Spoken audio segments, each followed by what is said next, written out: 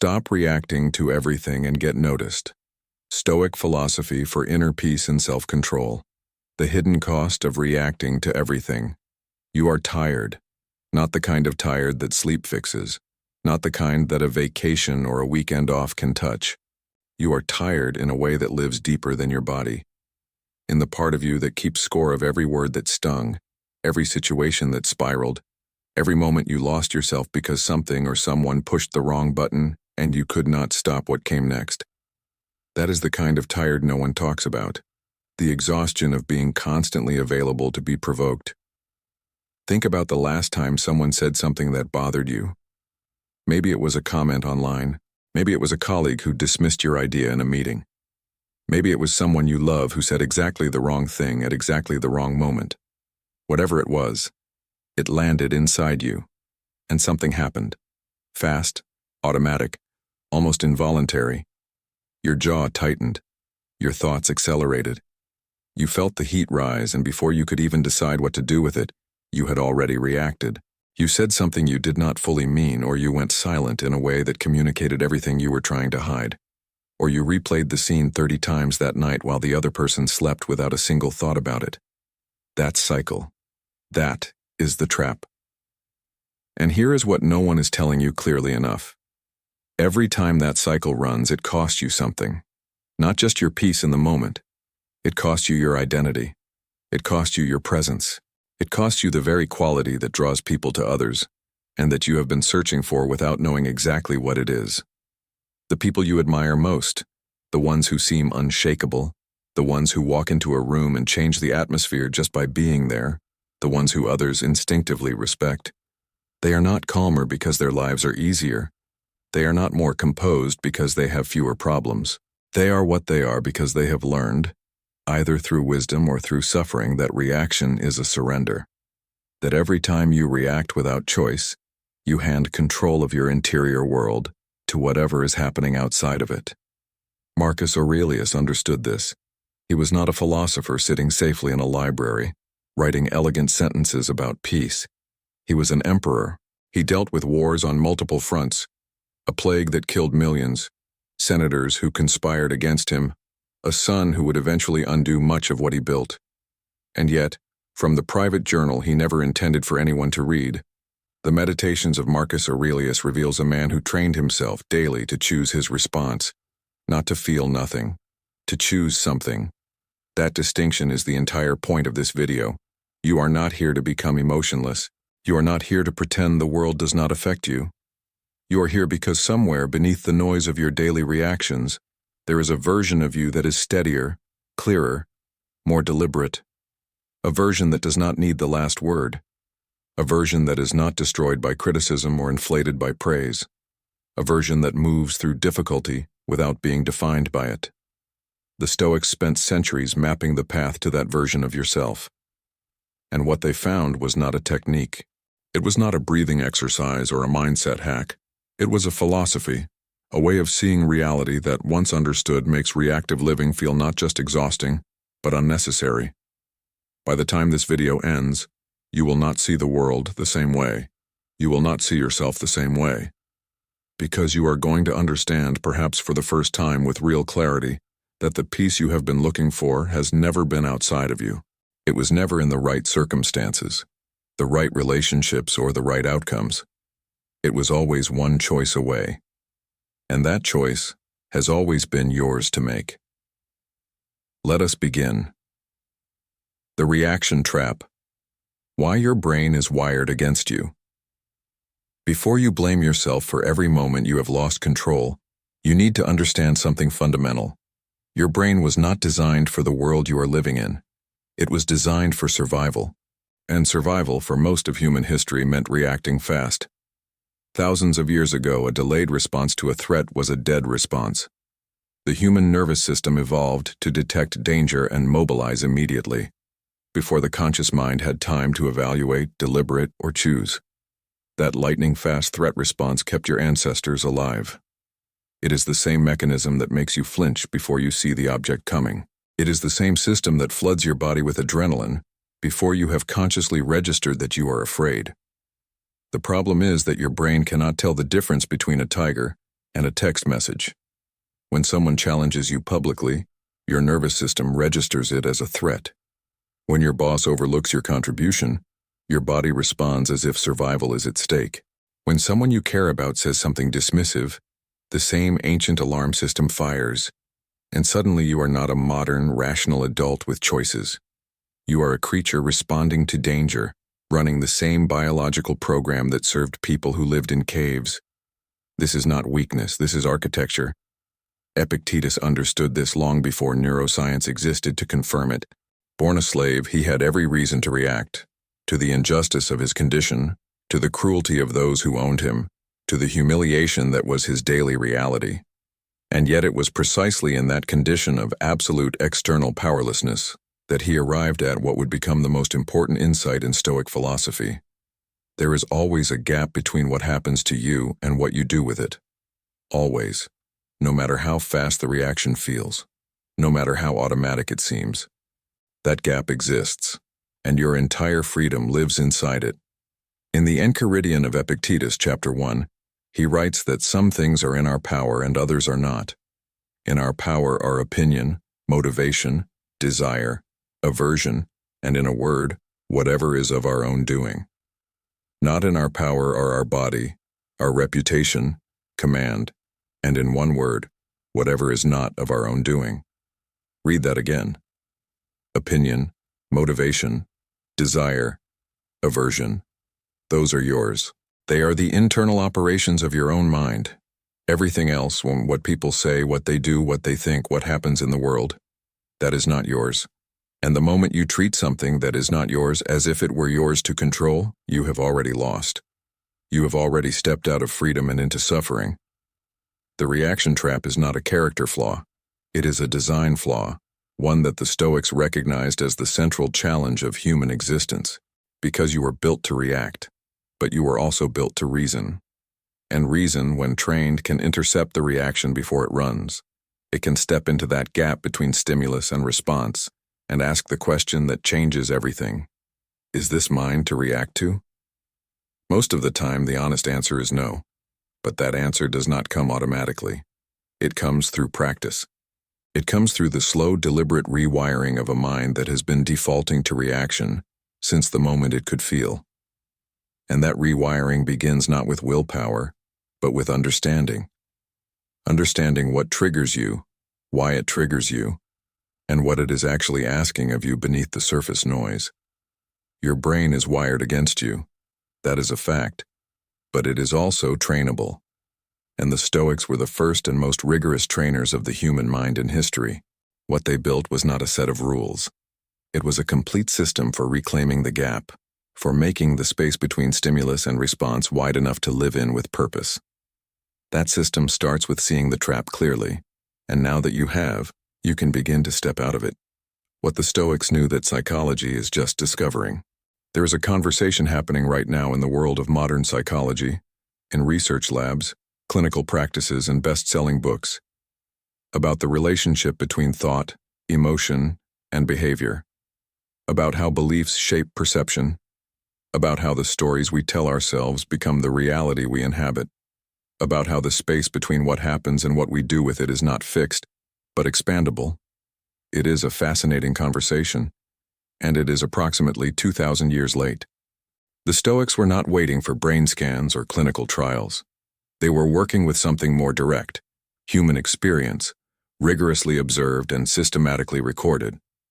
And what they observed in Athens and in Rome, in freedom and in slavery, in palaces and in exile, is that human suffering almost never comes from what happens. It comes from what we tell ourselves about what happens. This is the foundational insight of Stoic cognitive philosophy, and it is also the foundational insight of cognitive behavioral therapy, the most widely practiced and evidence-supported form of psychotherapy in the world today. The Stoics arrived there first, without laboratories, without funding, armed only with honesty and discipline. Marcus Aurelius writes in the Meditations of Marcus Aurelius, Book 4, Paragraph 3, "You have power over your mind, not outside events. Realize this and you will find strength." That is not a motivational quote. That is a precise philosophical claim about the structure of human experience. The mind does not perceive reality directly. It interprets it. And interpretation is always, at least in part, a choice. Seneca, writing to his friend Lucilius in the Letters to Lucilius, Letter 5, says, "There is nothing either good or bad, but thinking makes it so." He did not mean that pain is not real. He meant that the meaning you assign to pain, the story you build around it, the verdict you render about what it says about you, about others, about the world, that is where suffering lives. And that is precisely where freedom also lives. Because meaning is something you generate, not something you receive. Viktor Frankl, writing from a Nazi concentration camp in the 20th century, would arrive at the same conclusion and call it the last of human freedoms. The freedom to choose one's attitude in any given set of circumstances. He had never studied Stoicism formally, but he was living it under the most extreme conditions imaginable. The truth he discovered was the same truth Epictetus discovered in chains, that the inner citadel of the mind cannot be invaded by the outside world unless you open the gate yourself. Modern psychology now calls this cognitive reappraisal, the deliberate reinterpretation of an emotionally charged event in a way that changes its emotional impact. Research has shown that people who practice cognitive reappraisal experience less negative emotion, have better relationships, and report higher levels of well-being. The Stoics called it the discipline of assent, the practice of examining every impression before accepting it as true. Here is what that looks like in practice. Something happens. Your initial impression arises. This is terrible. This is an attack. This is unfair. This is dangerous. The Stoic does not immediately agree with that impression. The Stoic pauses, even for a fraction of a second, and asks, "Is this impression accurate? Is this as serious as it feels? Is this truly a threat to what matters, or only to what is comfortable?" That pause is the practice. It is not dramatic. It does not require silence or meditation or a long walk in nature. It requires only the habit of not immediately saying yes to the first thing your nervous system tells you. It requires the kind of intellectual humility that says, "My first reaction might not be the most accurate one." Modern research confirms that this pause literally changes the brain over time.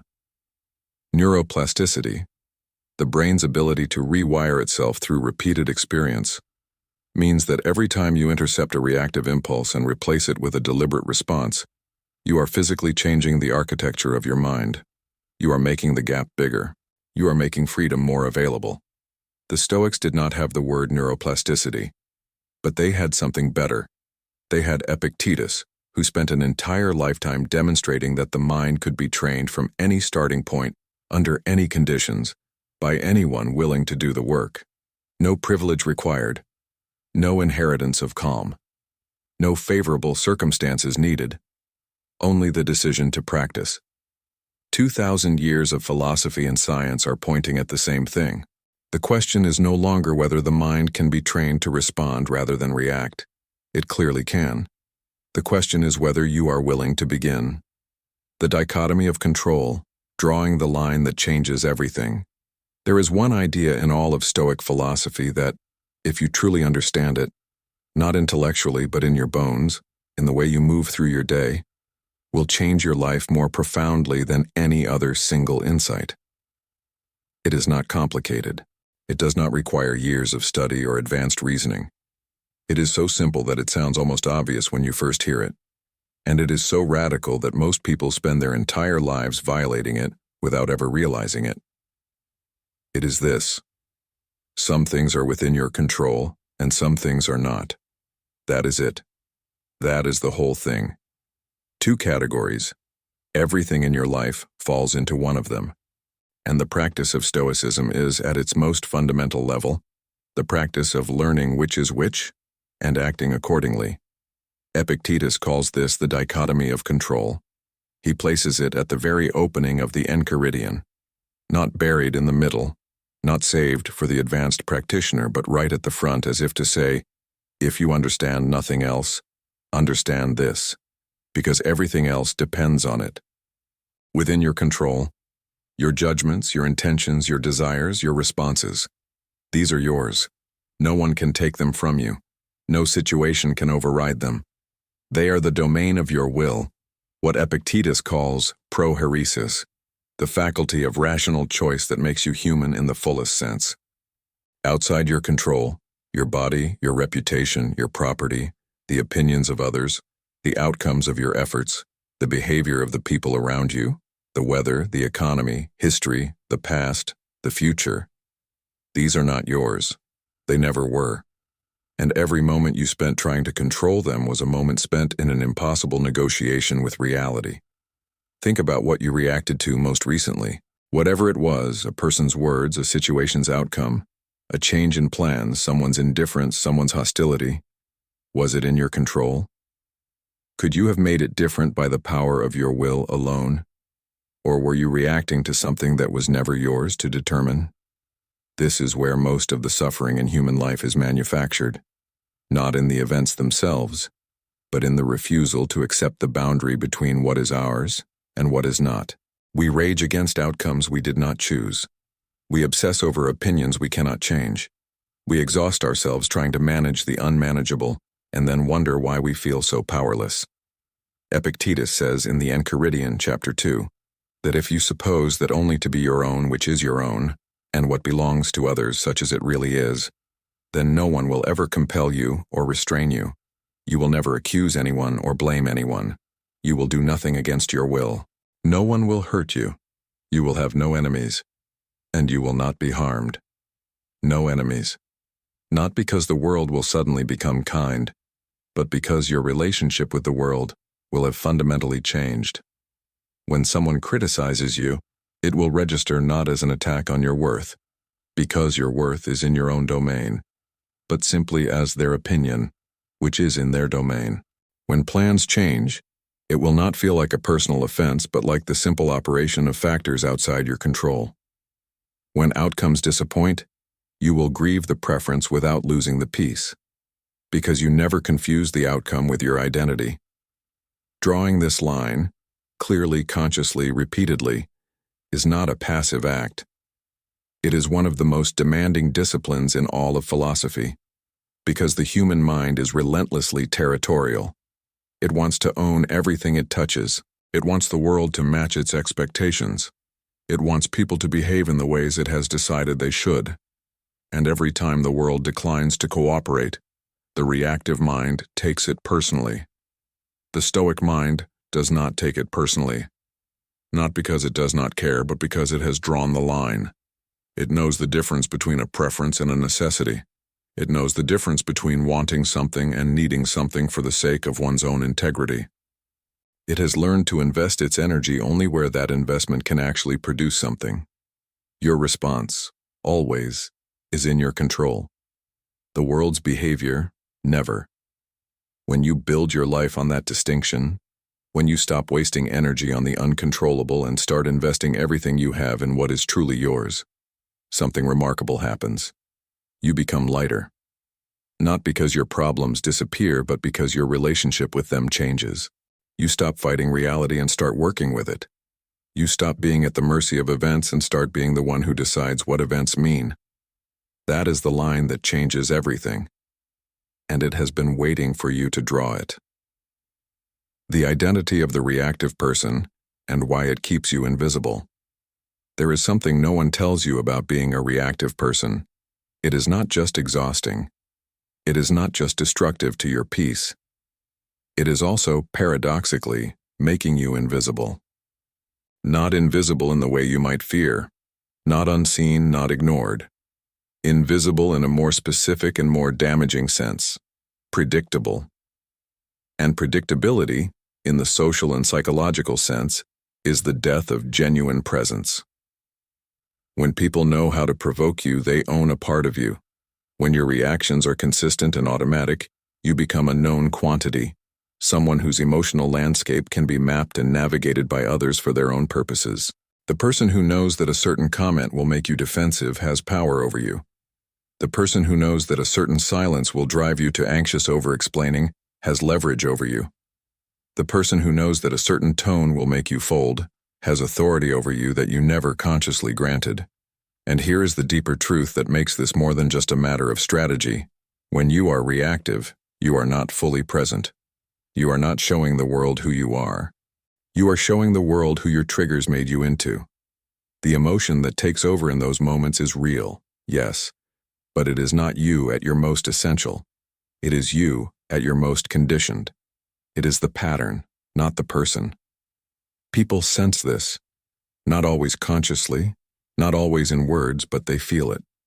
They feel the difference between someone who is responding from a place of genuine character and someone who is simply running a program. And even if they cannot articulate it, they are less moved by the latter, less affected, less likely to take it seriously. Because somewhere in the calculus of human perception, we all know that reactive behavior is borrowed behavior. It is a response to the environment, not an expression of the self. The Stoics were profoundly aware of this. Epictetus, in the Discourses of Epictetus, Book 1, Chapter 2, argues that the highest human good is not comfort, pleasure, or social standing. It is the preservation of character. The Greek word he uses is prohairesis, that faculty of deliberate choice that we have already encountered. But here he adds a dimension. Prohairesis is not just what you choose. It is what you are. It is your identity at the most fundamental level, and every time you react without choosing, every time you surrender that faculty to the automatic pull of emotion, you are, in a very real sense, losing yourself. This is why reactive people often feel, beneath all the noise of their emotion, a persistent and troubling emptiness.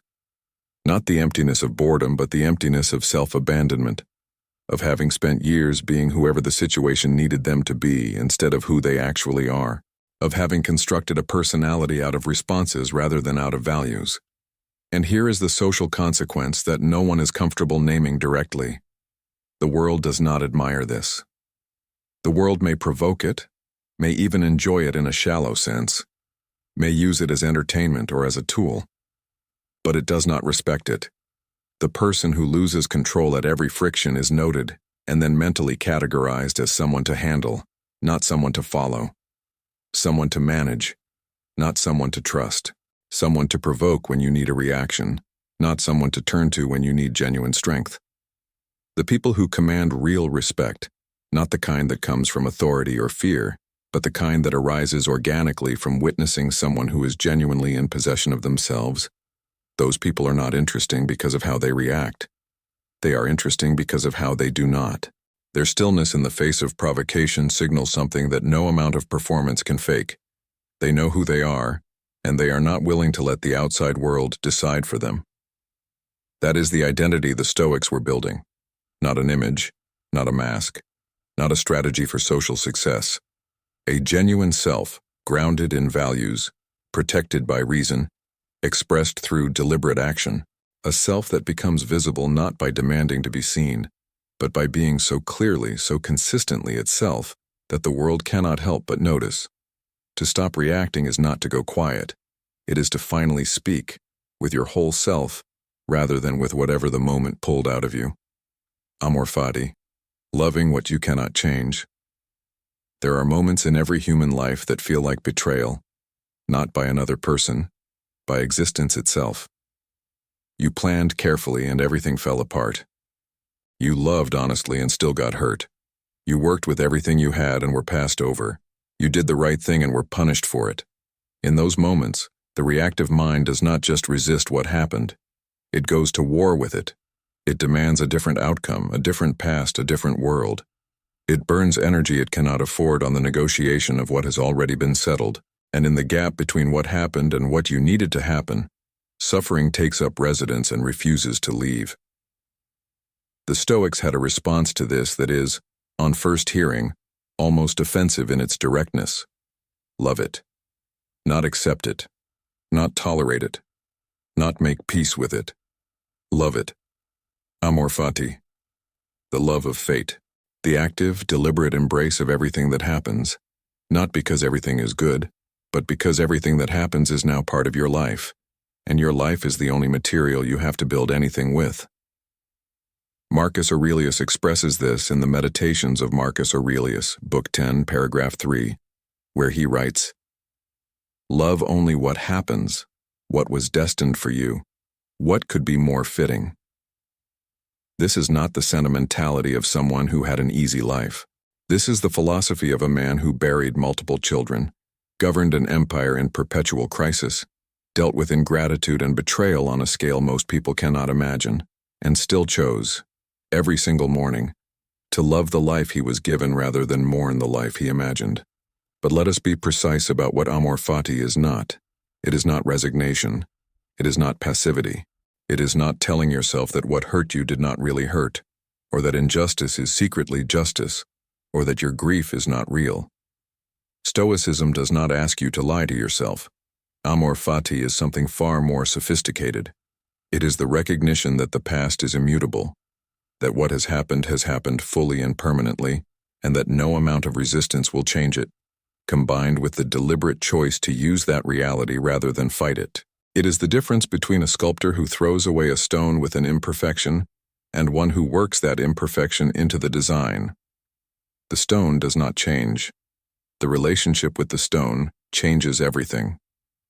Epictetus, who had one of his legs broken by his master as a demonstration of power, did not rage against the injury. He reportedly said calmly that the leg would break. And when it did, he noted simply that he had told his master so. This is not a story about not feeling pain. This is a story about refusing to add suffering to pain. The pain was real.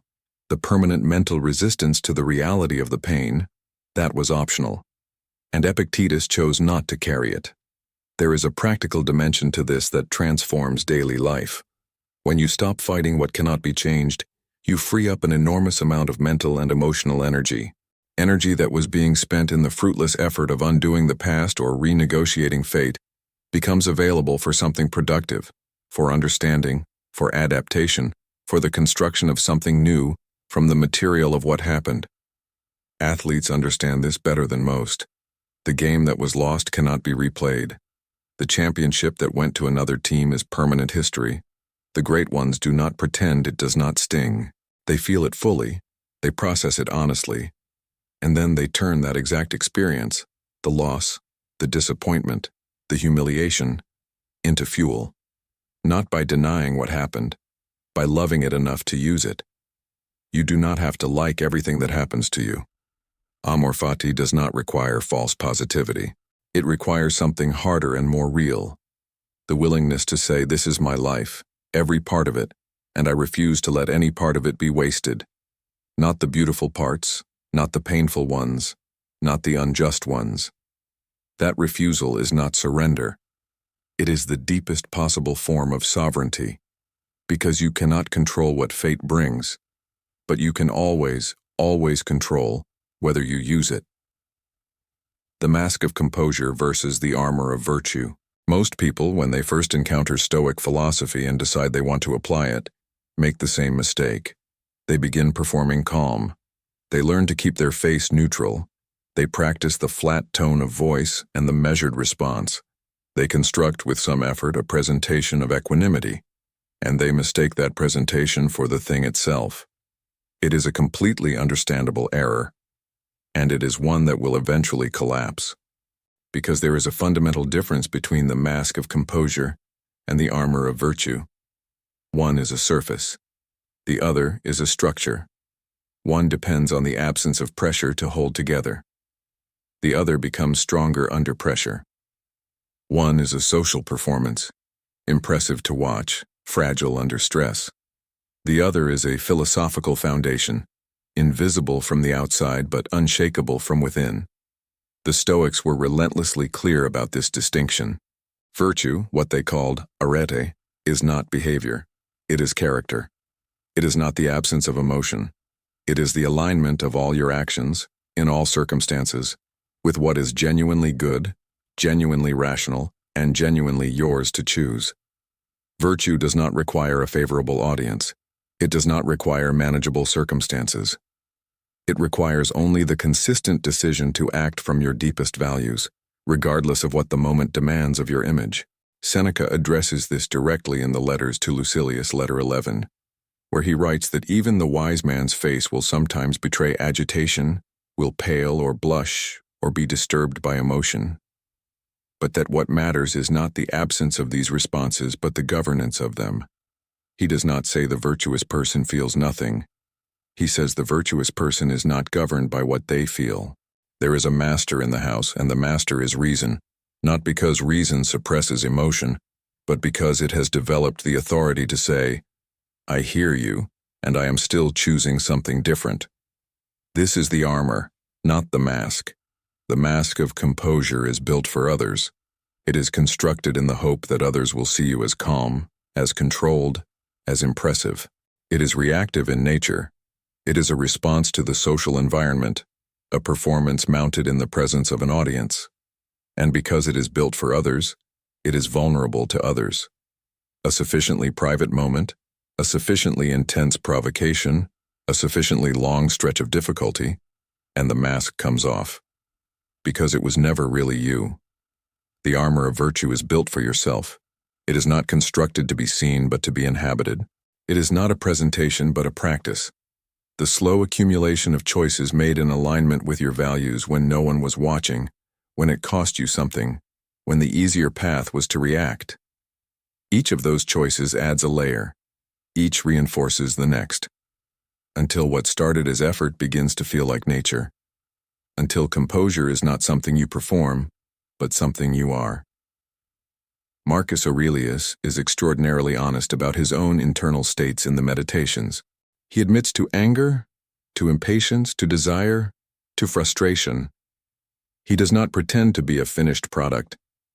He writes to himself, only to himself, with a rigorous lack of self-flattery. And in that honesty, he demonstrates exactly what the armor of virtue looks like from the inside. Not a person who has conquered every impulse, but a person who is committed, daily, to the practice of governing them.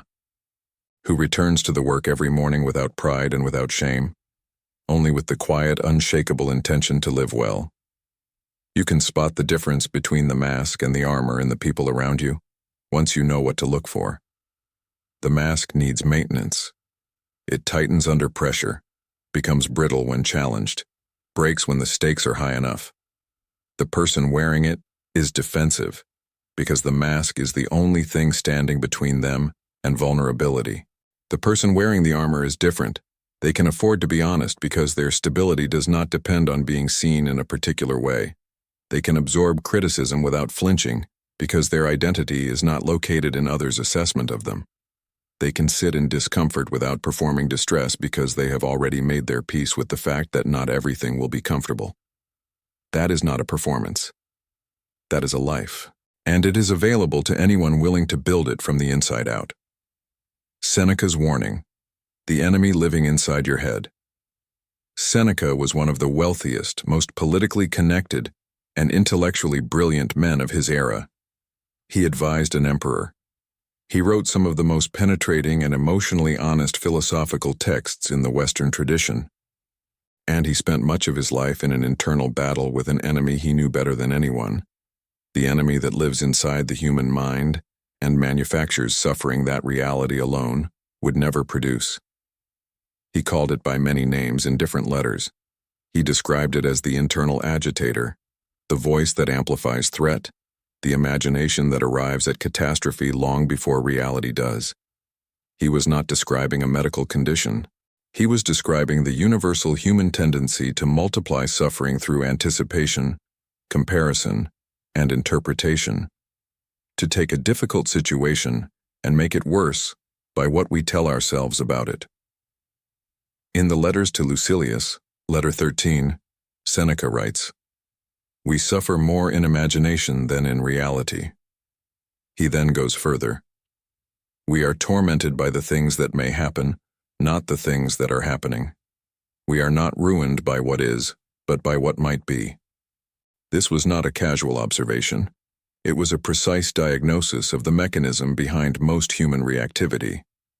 When you react to someone's words with disproportionate intensity, it is rarely the words themselves that are causing the full weight of your response. It is what the words mean, the story you constructed around them in the fraction of a second before your reaction fired. The internal narrator that translated your colleague got the promotion into, "I am not valued, I am falling behind, I will never catch up. I am not enough. The voice that turned, "She did not respond to my message," into, "I have done something wrong. She is pulling away. Something important is about to end." That translation happens so fast, so automatically, that most people experience it not as a story they are creating, but as a truth they are perceiving. The feeling of certainty that accompanies the narrative is particularly dangerous, because certainty feels like fact, even when it is fiction. Seneca's antidote is not positive thinking. He has no patience for the substitution of flattering lies for painful ones. His antidote is reason, the deliberate examination of the internal narrator's claims, one by one, against reality. Is this actually true? What evidence do I have? What would I tell a friend who came to me with this interpretation? Is there another way to read this situation that is equally plausible? This is not a gentle practice. It requires a kind of intellectual honesty that can be uncomfortable, because the internal narrator is often telling you things you want to believe. Stories in which you are the wronged party, the misunderstood genius, the person whose suffering is entirely someone else's fault. Dismantling those stories does not always feel like liberation. It can feel like loss. But the alternative is worse. The alternative is a life governed by a voice inside your head that has no interest in your peace, only in your vigilance. A voice that will keep you scanning for threat, manufacturing grievance and reacting to shadows. A voice that mistakes its own intensity for accuracy and its own urgency for truth. Marcus Aurelius knew this voice intimately. In the Meditations of Marcus Aurelius, Book 5, Paragraph 8, he writes that nowhere can one find a quieter, more untroubled retreat than in one's own soul. But he also knew, better than almost anyone, how rarely the soul is actually quiet, how often it is full of commentary, judgment, fear, and resistance. The practice of Stoicism for him was in large part the practice of quieting that voice, not by suppressing it, but by refusing to let it have the last word. You have an internal narrator. It has been running since before you can remember. It shaped your earliest interpretations of the world, and it is still shaping them now, often without your awareness. The question is not whether it exists. It does, and it is extraordinarily active. The question is who is in charge, the narrator or you. Seneca's warning is simple and permanent. Do not let the enemy inside your head convince you that its voice is your voice. It is not. Your voice is the one that chooses. The enemy is the one that reacts. The observer self. Watching your emotions without becoming them. There is a practice at the heart of Stoic self-development that does not have a modern name but is more urgently needed than almost any skill being taught today. It is not meditation exactly, though it overlaps with it. It is not emotional suppression. It is the precise opposite. It is the cultivation of an inner witness, a part of the self that can observe your own emotional experience with curiosity and clarity, without being swept away by it. The Stoics called it prososche, attention to oneself, the sustained, non-judgmental awareness of one's own thoughts, impressions, and emotional states as they arise, before they convert into words or actions. It is the practice of watching the mind at work without immediately identifying with what the mind produces. Here is why this matters so profoundly in the context of reactivity. Most people, when they experience a strong emotion, merge with it completely. They do not have anger. They become anger. They do not notice fear. They are fear. The emotion becomes the entire interior landscape, and there is no perspective from which to evaluate it because there is no observer left outside of it. The emotion is the whole show, and behavior follows automatically from the emotion because there is no space in between. The practice of the observer self creates that space. It does not eliminate the emotion. It adds a witness to it. So instead of, "I am furious," you begin to notice, "There is fury arising in me." That shift in grammatical structure is not trivial. It is the difference between being the storm and watching the storm. The storm is equally real in both cases, but the person watching has options that the person inside the storm does not. Epictetus describes this in the Discourses of Epictetus, Book 2, Chapter 1. He argues that the philosopher's first task is not to solve problems in the world, but to understand the operations of their own mind. Before you can correct an action, you must see it. Before you can choose a response, you must see the impulse that is offering itself as the only option. The act of seeing, of genuine, honest attention to what is happening inside, is itself transformative because it breaks the automaticity of the reactive cycle. In modern psychological terms, this practice is called cognitive diffusion. The research on it, which comes primarily from acceptance and commitment therapy, shows consistently that the ability to observe thoughts and emotions from a slight psychological distance, rather than being fused with them, dramatically reduces their behavioral impact. People who practice diffusion still feel what they feel, but they act less automatically on those feelings because there is a moment of witnessing between the feeling and the action. The Stoics were doing this 2,000 years ago. They called it different things in different texts, but the structure is the same. See it before you become it. Observe it before it runs you. Practicing this in ordinary life looks like this. You are in a conversation that is becoming tense. You notice heat rising in your chest, your thoughts sharpening toward defensiveness. The old pattern would be to follow that heat directly into the next word. The practiced observer pauses, not visibly, not dramatically, but internally, and notices. Here is agitation. Here is the impression that this person is dismissing me. Is that impression accurate? Is this the moment I want to act from, or would I rather wait until the observer has had a word with the emotion? This practice does not make you emotionally unavailable. People who have cultivated the observer self are often remarkably more emotionally available than those who have not, precisely because they are not afraid of what they feel.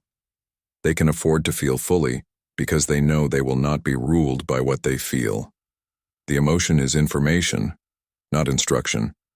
It arises, it is witnessed, it is evaluated, and then, only then, a response is chosen. This is the Stoic art of non-reaction as a living practice, not the suppression of the inner life but the liberation of it, the slow, steady building of an observer who can stand in the middle of the storm and say, I see you, I feel you, and I am still the one deciding what happens next. Why silence is the most powerful response you have. There is a response available to you in every difficult moment that most people never consider, not because they do not know it exists, but because the impulse to speak, to defend, to explain, to react is so deeply conditioned that silence feels not like a choice, but like a failure, like a surrender, like proof that you had nothing to say. The Stoics thought about this differently. For them, silence was not the absence of a response. It was its most refined form. Epictetus writes in the Enchiridion, chapter 33, that you should be mostly silent or say only what is necessary, and say it in a few words. He was not advocating social withdrawal or coldness. He was making a precision argument about where human power actually lives. Most of what people say when provoked is not communication. It is reaction. It is the emotional state finding a voice before the mind has had a chance to weigh whether that voice serves any purpose. Think about the last argument you had. Any significant conflict, any moment where words were exchanged in heat. How much of what was said actually needed to be said? How much of it made anything better? How much of it was information and how much was simply the discharge of an emotional state that had built up beyond what you could comfortably hold? Silence in those moments is not passivity. It is an active choice. It is the decision not to feed the situation, not to add energy to a fire that would do less damage if starved of oxygen. It is the recognition that not every provocation deserves a response, that not every statement requires a rebuttal, that not every person who wants a reaction from you has earned the right to one. There is a social dimension to this that the Stoics understood with remarkable clarity. A person who responds to everything, who can be reliably counted on to react to every provocation, every slight, every challenge to their position, is a person whose internal world is easily accessed and easily disturbed. Anyone who wants to influence their state, for any purpose, has a reliable entry point. The reactive person is, in this sense, perpetually open to invasion. The person who chooses silence strategically is different. Their interior world is not visible through their reactions because their reactions are chosen, not automatic.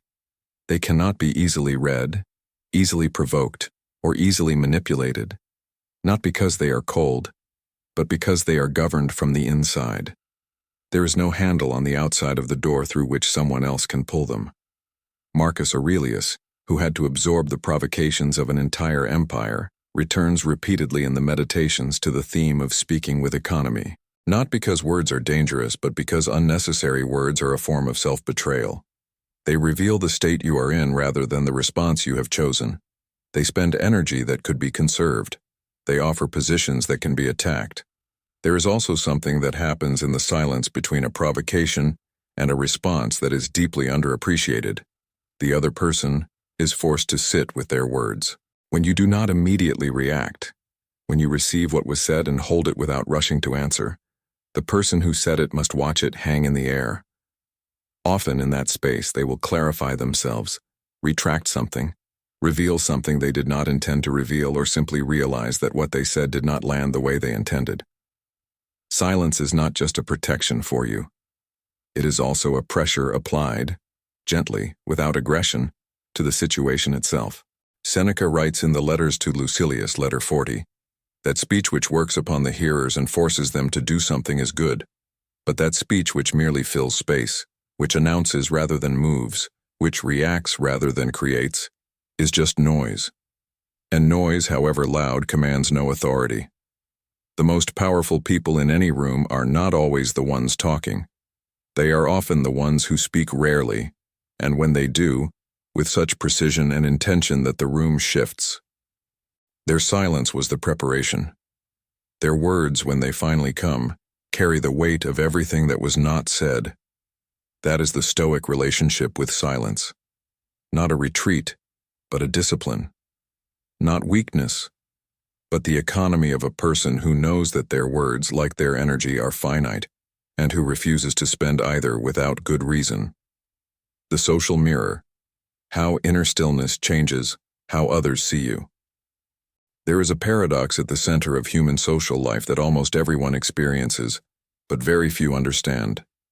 The people who most desperately want to be noticed, who work hardest to impress, who speak loudest to be heard, who perform their achievements and their pain with the most visible intensity, are often the ones the room forgets fastest. And the people who seem to need nothing from the room, who carry themselves with an unhurried and unself-conscious stillness, who are not waiting to be validated by anyone present, those are the ones people remember, the ones who leave a mark without trying to. This is not a coincidence, it is not social luck. It is the operation of a very specific and very consistent psychological dynamic, one that the Stoics understood intuitively and that modern social psychology has documented with considerable precision. Human beings, at a level that predates language, are extraordinary detectors of need. We read each other's emotional states not only through words, but through posture, through timing, through the invisible architecture of how someone occupies space.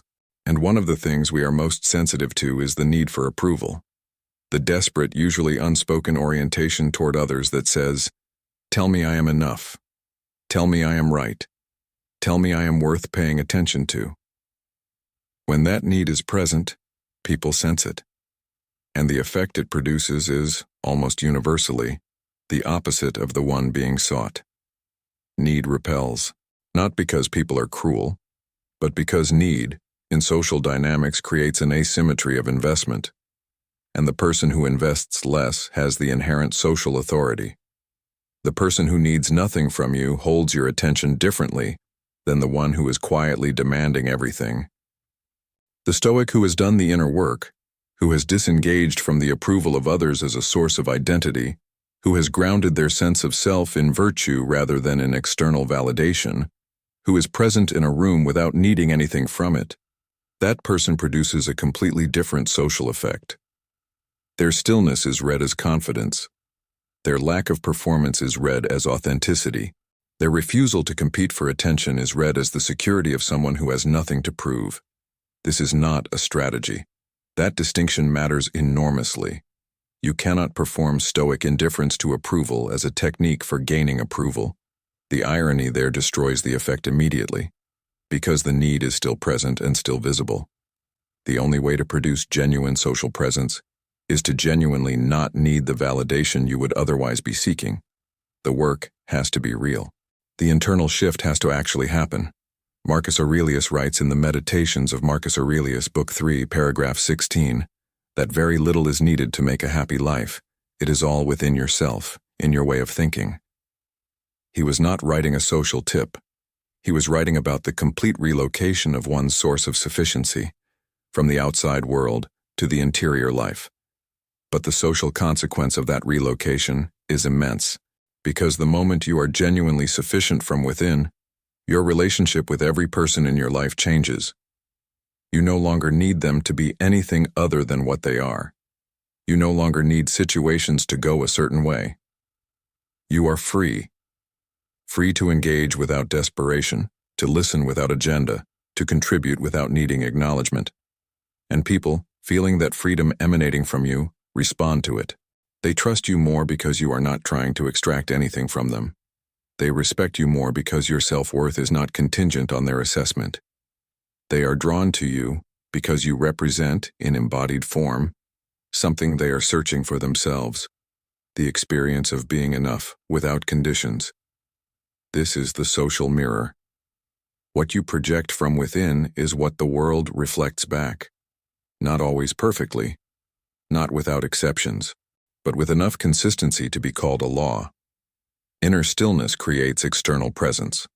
Genuine self-sufficiency creates genuine connection.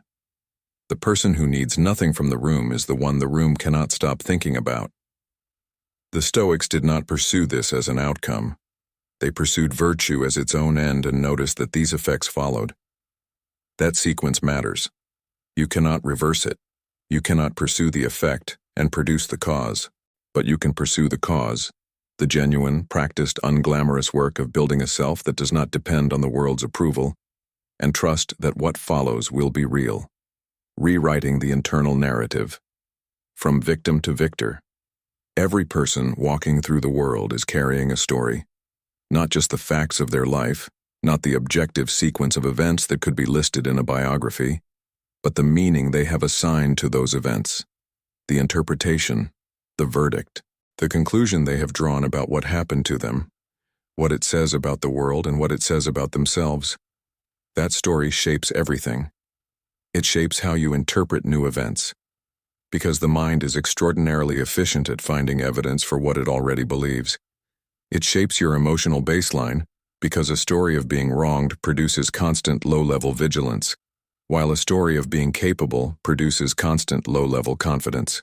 It shapes who you become because identity is largely narrative. We are in profound ways the stories we tell about ourselves. And for many people, the story they carry is the story of the victim. Not always in dramatic terms, not always with that explicit label, but the structure is recognizable. Things happened to me that I did not choose. Those things shaped me in ways I could not control, and the conditions of my life now are largely the product of forces outside my power. The world is responsible for my suffering. The people who hurt me are responsible for who I became. My circumstances explain my behavior. The Stoics did not deny that bad things happen to people.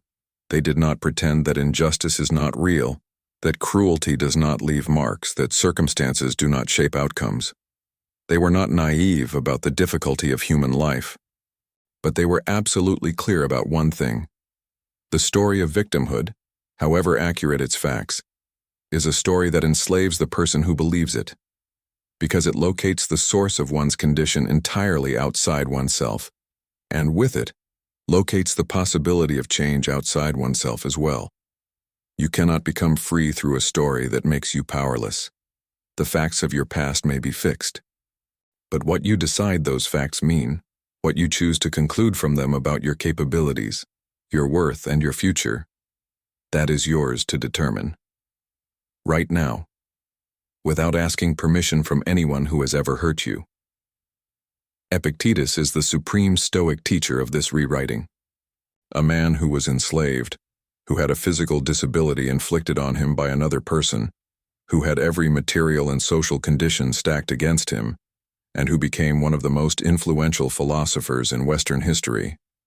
The narrative that most people would have constructed from his circumstances would have been one of bitterness, limitation, and grievance. Epictetus chose a different story, one in which the only thing that matters is the faculty of rational choice, and no external condition can touch that faculty unless you surrender it.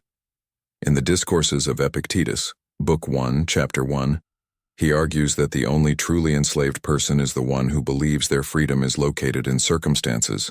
The person who knows that freedom is an interior condition, that it lives in the quality of their choices, not in the quality of their conditions, that person cannot be enslaved, regardless of what is done to their body or their social standing. This is the rewrite. Not the denial of the past, but the refusal to let the past write the future. Not the pretense that nothing hurt, but the decision that what hurt will not be the last word. The story shifts from, "This was done to me and I am its product," to, "This happened and I choose what I build with it." That shift requires honesty. It requires sitting with the parts of the victim story that feel most justified, the anger, the grief, the sense of having been genuinely wronged, and acknowledging them fully, without either dramatizing them or dismissing them. And then it requires the harder step, asking what you are going to do from here, not what was done to you. What you are going to do. Because the person who takes that question seriously, who stops outsourcing their future to their past, is the person who becomes genuinely free. Not free from difficulty, not free from pain, free from the story that suffering is their defining condition. Marcus Aurelius reframes difficulty with extraordinary regularity in the Meditations. He does not celebrate hardship. He does not pretend that it is secretly pleasant, but he consistently refuses to allow it to tell the final story. He returns again and again to agency, to the question of what a virtuous, rational, clear-sighted person would do next. That is the only question that matters, not what happened. What is next? And what is next is always, always in your hands. Marcus Aurelius and the daily practice of non-reaction. The Meditations of Marcus Aurelius were never meant to be read. They were not written for publication, for posterity, or for the admiration of future generations. They were written as a private journal, a daily exercise in self-correction and philosophical renewal, composed by a man who ruled the most powerful empire in the world and who still felt, every single morning, the need to remind himself how to live. That fact is more important than anything written in those pages, because it tells you something about the nature of Stoic practice that no amount of philosophy can communicate by itself. It is not a one-time achievement. It is a daily return. It is the humble, unglamorous, repeated act of beginning again. Marcus Aurelius was not writing the Meditations because he had mastered non-reaction. He was writing them because he had not, and because he knew that mastery, in this domain, is not a destination. It is a direction.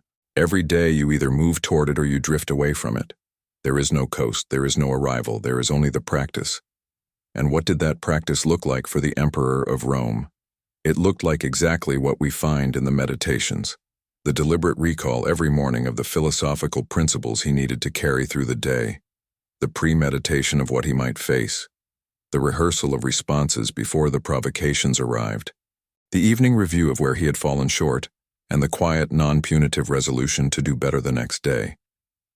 In the Meditations of Marcus Aurelius, Book 2, Paragraph 1, he writes that each morning he prepared himself for the day by expecting the difficult, the ungrateful, the arrogant, the deceptive. He did not do this to cultivate bitterness. He did it to deprive the day of the power to surprise him into reaction. If you expect that people will sometimes be difficult, you are not blindsided when they are. If you anticipate that your patience will be tested, you have already partly answered the test before it begins.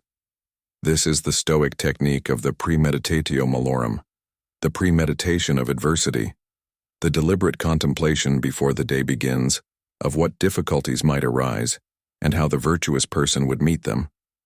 It is the opposite of pessimism.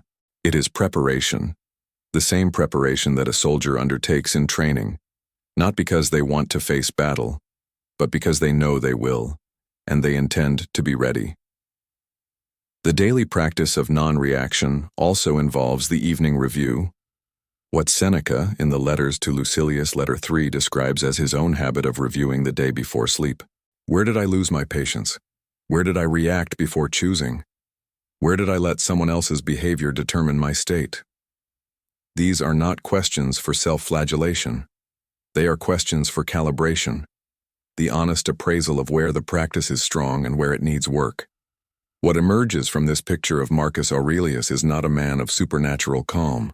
It is a man of extraordinary discipline, a man who kept returning to the practice long after he had earned the right to stop, who kept holding himself to standards he had internalized so deeply that failure to meet them genuinely troubled him. Not from perfectionism, but from love of the thing itself, from genuine commitment to the project of living well. You do not need to be an emperor to practice what he practiced. You do not need a private journal, though that helps. You need the same thing he needed. The willingness to begin each day with intention rather than simply reacting to whatever the day brings. The willingness to end each day honestly, rather than simply hoping tomorrow will be easier. The practice is not glamorous. The meditations are proof of that. Page after page of a man reminding himself of things he already knows, struggling with the same impulses he struggled with yesterday, returning to the same principles, not because they are new, but because returning is the practice. The repetition is not a weakness of the text. The repetition is the entire point. Non-reaction is not a switch you flip. It is a muscle you build. And like all muscles, it grows only through consistent use, through the daily decision to show up to the training, not because today's session will be transformative, but because every session is a brick, and eventually the bricks become something that holds. The discipline of desire, wanting less, becoming more. Beneath almost every episode of reactive behavior, if you look honestly enough, you will find a desire that was not met, a desire to be respected and felt dismissed, a desire to be understood and felt misread, a desire for things to go a certain way and the rage or grief or anxiety that arrived when they did not. Desire is not the enemy. The Stoics were not advocating for the elimination of all wanting. That would be the path of the ascetic, not the philosopher. What they were advocating for was something more precise and more demanding, the discipline of desire. The deliberate examination of what you want, why you want it, and whether your attachment to having it serves your freedom or enslaves you to circumstances. Epictetus makes the connection between undisciplined desire and suffering with devastating simplicity. In the Enchiridion, chapter 2, he writes, "Seek not that the things which happen should happen as you wish, but wish the things which happen to be as they are, and you will have a tranquil flow of life." This is not resignation. It is the radical reorientation of desire from the uncontrollable to the available, from what the world must provide to what you have the power to be. The most reactive desires are the ones most deeply rooted in the need for external validation. The desire to be seen as capable, as intelligent, as admirable, as lovable, these are desires that the world can grant or deny without consulting you. And when they are strong enough, they create a permanent condition of vulnerability. Every interaction becomes a potential confirmation or refutation of your worth. Every outcome becomes a referendum on your value. You live in a state of perpetual emotional exposure, constantly scanning the world for signals about how you are being received. The discipline of desire means gradually, deliberately, reducing your investment in those signals. Not because you stop caring about people, not because you become indifferent to how you are treated, but because you stop requiring a particular response in order to feel whole. You begin to want the one thing the Stoics believed was genuinely available: to act well, to choose with integrity, to bring your best judgment and your deepest values to every situation you face. Those desires, for virtue, for clarity, for rationality in action, can always be met. They do not depend on how anyone responds to you.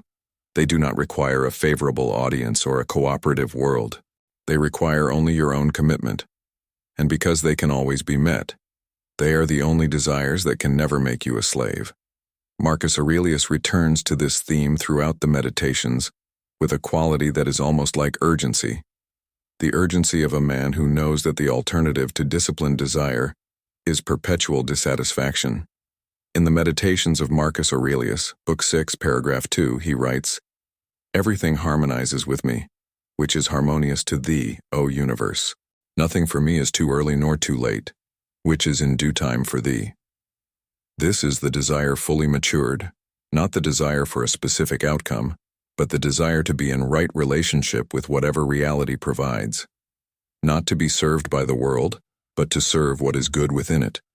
The craving for recognition, which we identified earlier as one of the deepest drivers of reactivity, is transformed by this practice.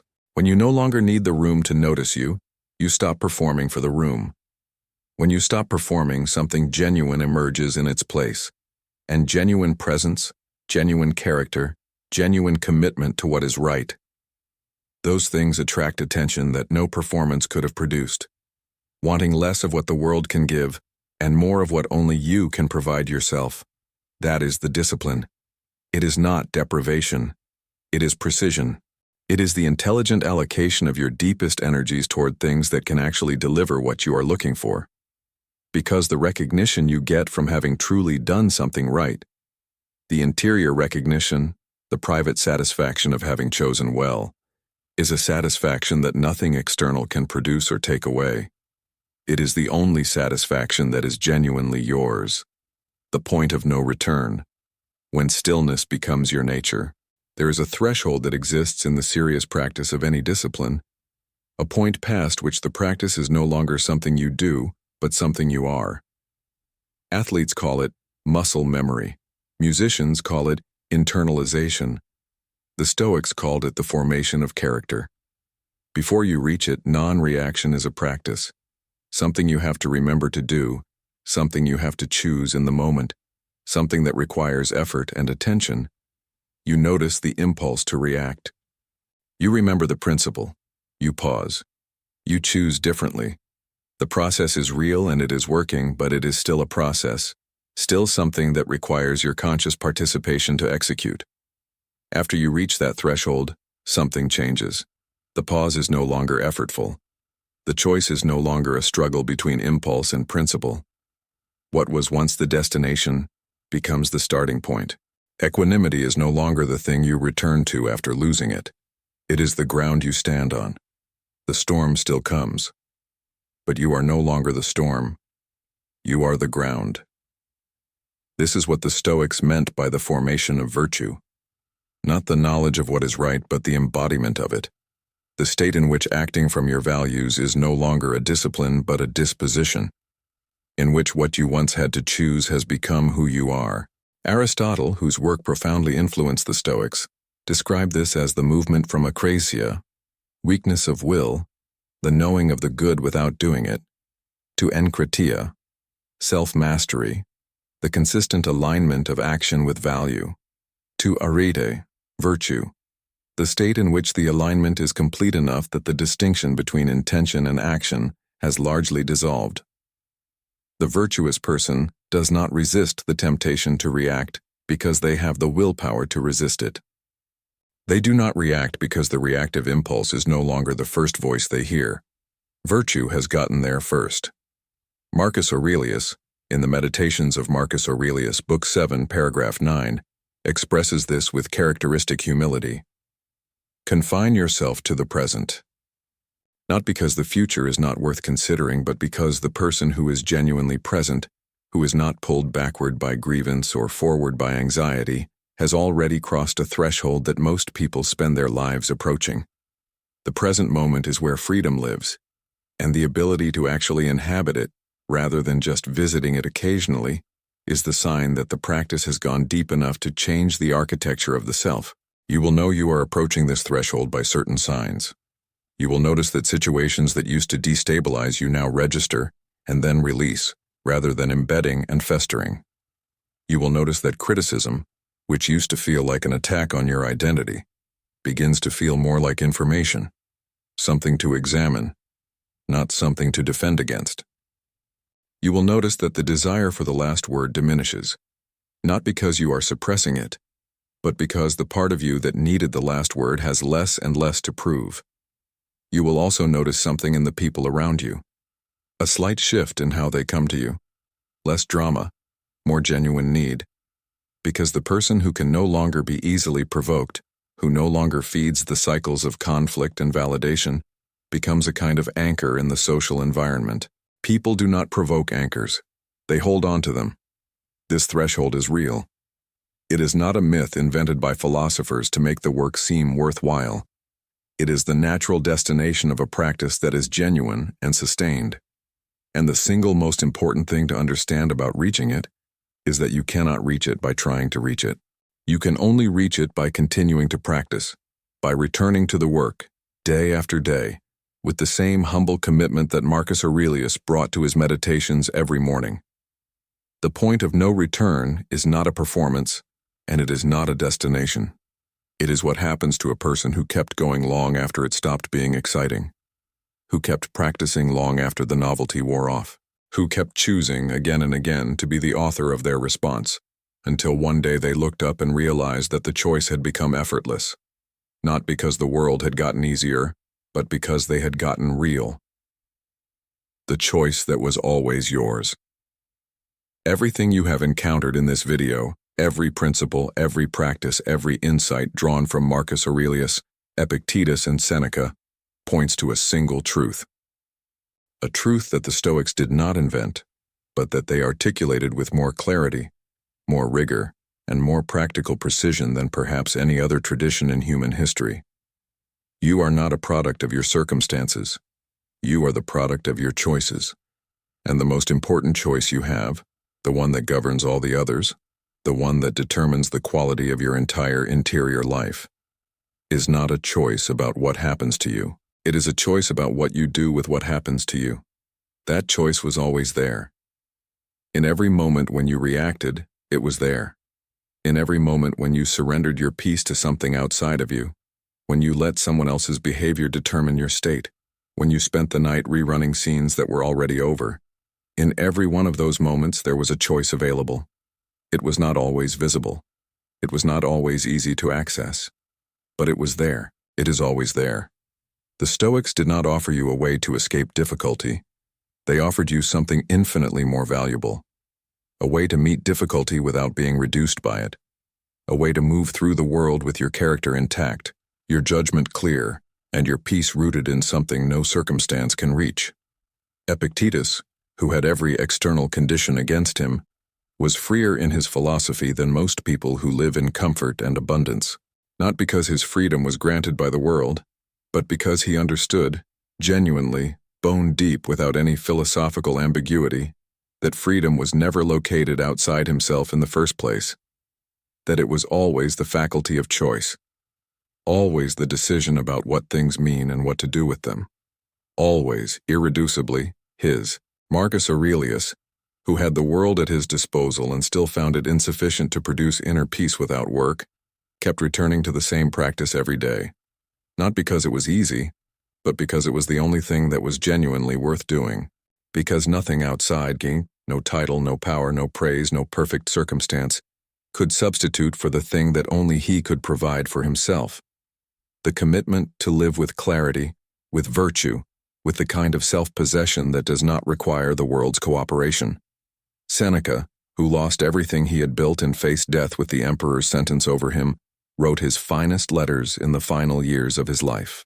With nothing left to protect, with the performance finally stripped away, what remained was the philosopher, someone who had always known that what he was building was not an empire of reputation, but a mind that was genuinely, unshakably at home with itself. What they are all pointing to is the same place. The place that does not change when the world changes. The place that does not fracture when it is tested. The place that cannot be invaded, cannot be taken, cannot be negotiated away, because it belongs entirely to you. The Stoics called it the inner citadel, the seat of prohairesis, the home of the self. You have been searching for peace in the wrong places, in the right outcome, in the right response, in the right circumstances, in being understood, being validated, being seen, in controlling what other people do and how they treat you, in managing the unmanageable, in reacting to everything because doing nothing felt like surrendering. But peace was never there. It was never in the outcome, or the approval, or the absence of difficulty.